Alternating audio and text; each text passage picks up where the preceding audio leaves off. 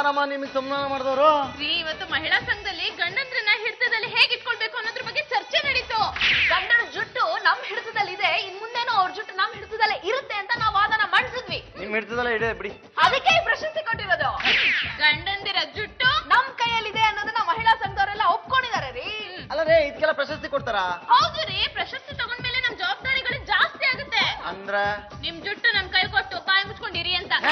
ನಮ್ ಗಂಡಂದ್ರು ನಮ್ ಹಿಡಿತದಲ್ಲಿ ಇಲ್ಲ ಅಂತ ಜನಕ್ಕೆ ಏನಾದ್ರು ಗೊತ್ತಾದ್ರೆ ನಮಗ್ ಕೊಟ್ಟಿರೋ ಪ್ರಶಸ್ತಿನ ವಾಪಸ್ ತಗೊಂಡ್ಬಿಡ್ತಾರ ಅಷ್ಟೇ.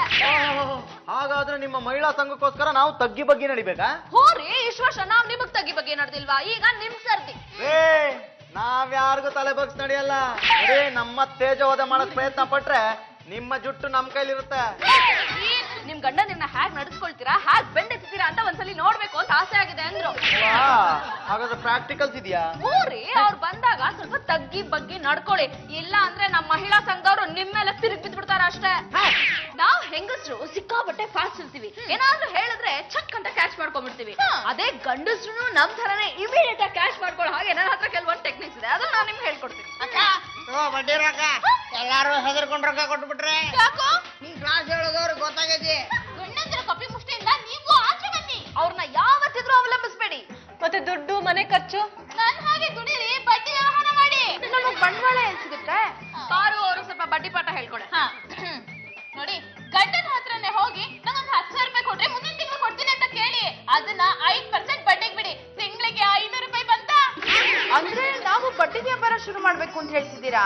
ಹೌದು, ನಾನ್ ಬಡ್ಡಿ ವ್ಯವಹಾರ ಮಾಡಿ ಮಾಡಿ ಸ್ಟೀಲ್ ಪಾತ್ರೆ ತಗೊಂಡೆ, ಕಾಟನ್ ಸೀರೆ ತಗೊಂಡೆ. ಹಾ ಹೌದು, ನಿಮ್ ಮಕ್ಳನ್ನು ಬಡ್ಡಿ ವಸೂಲಿ ಮಾಡ್ಸಕ್ ಕಳ್ಸಿ, ಅವ್ರನ್ನ ತಯಾರ್ ಮಾಡಿ.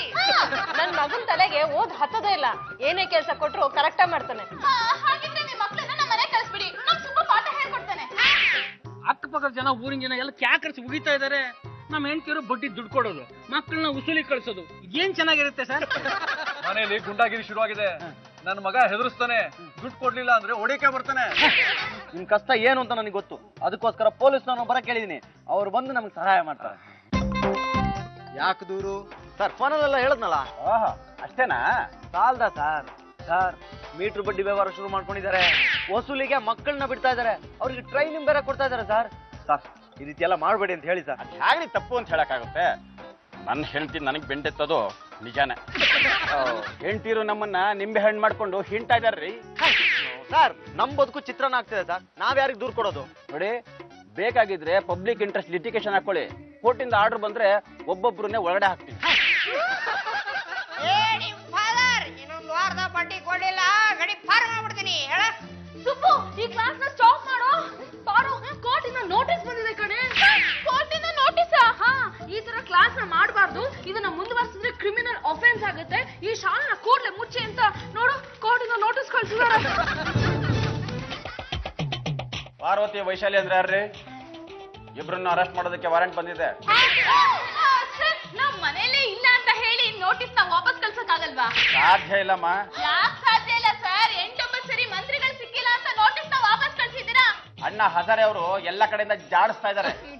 ಇನ್ಮೇಲಿಂದ ಕ್ಲಾಸ್ ಅಂತ ಏನು ಮಾಡಲ್ಲ ರೀ, ಎಲ್ಲ ನಿಲ್ಲಿಸ್ಬಿಡ್ತೀವಿ. ನೀವೇ ಇನ್ಫ್ಲೂಯೆನ್ಸ್ ಮಾಡಿದ್ದನ್ನ ಹೇಗಾದ್ರೂ ಮಾಡಿ ತಡೀರಿ.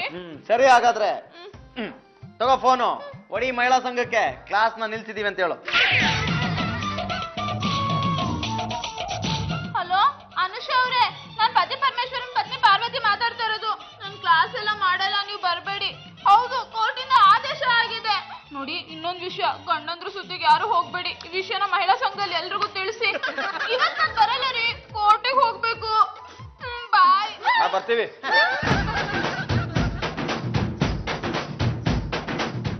ಬಾ ಲೇ ಪರಮ, ಇದೇ ಫಸ್ಟ್ ಟೈಮ್ ಕಣೋ ಕ್ಯಾಮ್ರಾ ಇಲ್ಲದೆ ಅಭಿನಯ ಮಾಡಿದ್ದು. ಸಕ್ಕದ ಆಕ್ಟ್ ಮಾಡ್ದ ಕಣ. ನನ್ನ ಹೆಂಡತಿಗೆ ಚೂರು ಡೌಟ್ ಬರ್ಲಿಲ್ಲ. ನಮ್ ಜೊತೆ ದಫೆದಾರ್ ದನ್ಪಾಲಿದ್ರಲ್ಲ, ಅದಕ್ಕೆ ಧೈರ್ಯ. ರೀ ಬನ್ರಿ ಇಲ್ಲಿ. ಏನಮ್ಮ? ನಿಮ್ ಫ್ರೆಂಡ್ ಜೊತೆ ಸೇರಿ ಡೂಪ್ಲಿಕೇಟ್ ನೋಟಿಸ್ ನಮ್ಮ ಮನೆ ಕಳ್ಸಿ ನಮ್ಮನೆ ಹೆದರ್ಸ್ತೀರಾ? ಅಯ್ಯೋ, ಗೊತ್ತಾಗೋಯ್ತಾ? ಬೋಲಿ ಬಿಡಮ್ಮ. ಈ ನೋಟಿಸ್ ನ ತಗೊಂಡೋಗಿ ಕೋರ್ಟಿಗೆ ಕೊಟ್ಟು ಡೂಪ್ಲಿಕೇಟ್ ನೋಟಿಸ್ ನ ಕಳ್ಸಿದಾರಂತ ನಿಮ್ಮನ್ನ ಅರೆಸ್ಟ್ ಮಾಡಿಸ್ತೀನಿ.